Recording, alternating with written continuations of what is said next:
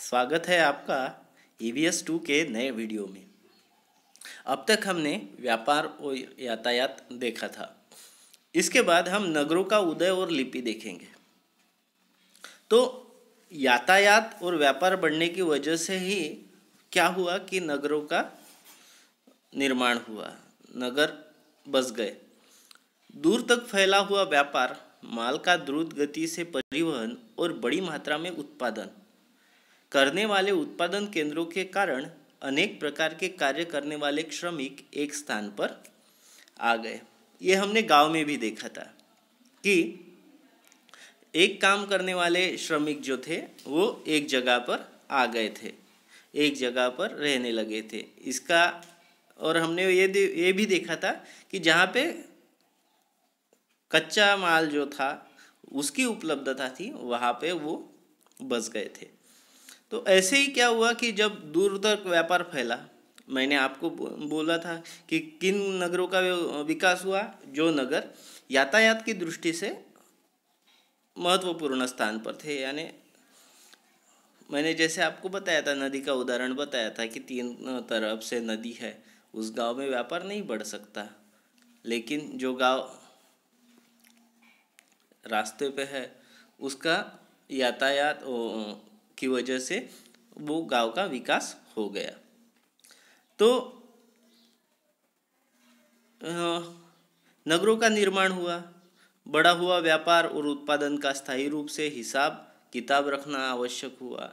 हिसाब किताब रखने के लिए सांकेतिक चिन्हों का और प्रतीकों का उपयोग पूर्व कालखंड में भी होता था, लेकिन अंकों का जो शोध है वो नहीं लगा था।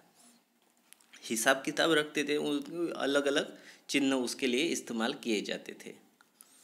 तो देखिए कैसे लिपि कैसे बनी। ये लिपि का एक प्रवास है कि किस प्रकार लिपि की आवश्यकता बनी, क्योंकि व्यापार हुआ, उत्पादन हुआ, हिसाब किताब आ गया, पैसे आ गए। पैसे आने ऐसे नहीं थे अपने जैसे अभी के 10 रुपये 20 रुपये, ऐसे पैसे नहीं थे उस समय। तो अभी वो सांकेतिक चिन्ह इस्तेमाल करने लगे कुछ बातें बनाने के लिए, या प्रतीक, कुछ प्रतीक यानी जैसे हमारा तिरंगा है, ये क्या है, प्रतीक है। हमारे बहुत सारे प्रतीक हैं स्वतंत्रता के, जैसे 4 मुंह वाला सिंह अशोक स्तंभ पर है, ये प्रतीक है। ऐसे प्रतीकों का, चिन्हों का इस्तेमाल पूर्व कालखंड से ही होने लगा था। आपको यहाँ पे हड़प्पा संस्कृति की, भारतीय उपमहाद्वीप की सर्वाधिक प्राचीन नगरीय संस्कृति हड़प्पा संस्कृति थी। और हड़प्पा संस्कृति आज का जो पाकिस्तान है वहाँ पे हड़प्पा और मोहनजोदाड़ो वहाँ पे स्थित है। यहाँ पे देखिए, पहियों का चलने वाली गाड़ियों का सर्वप्रथम उपयोग मेसोपोटामिया में हुआ। तो ये भी आपको ध्यान में रखना है। पूछ सकते हैं कि गाड़ियों का और पहियों पे चलने वाली गाड़ियों का इस्तेमाल कहाँ पे हुआ सर्वप्रथम, तो मेसोपोटामिया में हुआ। तो सांकेतिक चिन्ह युक्त खपड़े बड़ी संख्या में पाए जाते हैं अभी भी। व्यापार और उत्पादन में हुई वृद्धि और हिसाब किताब रखने का बढ़ता कार्य जैसे कारणों से पूर्व समय से चलते आ रहे हैं।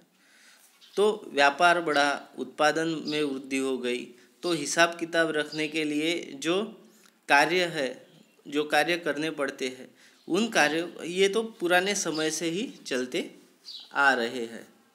इसके बाद सांकेतिक चिन्हों और प्रतीकों में सुधार किए गए।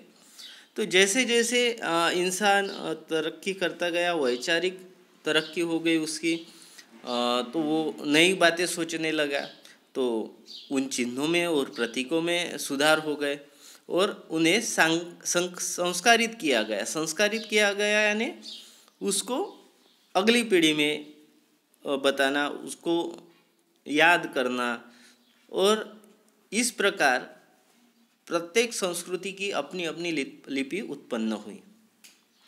तो लिपि का जो उदय है वो भी व्यापार के माध्यम से ही हुआ था, क्योंकि हिसाब किताब रखने के लिए वो ज़रूरी था। तो आज के लिए बस इतना ही। कल हम यानी अगले वीडियो में हम नागरिक समाज व्यवस्था और थोड़ा गौर से देखेंगे। धन्यवाद।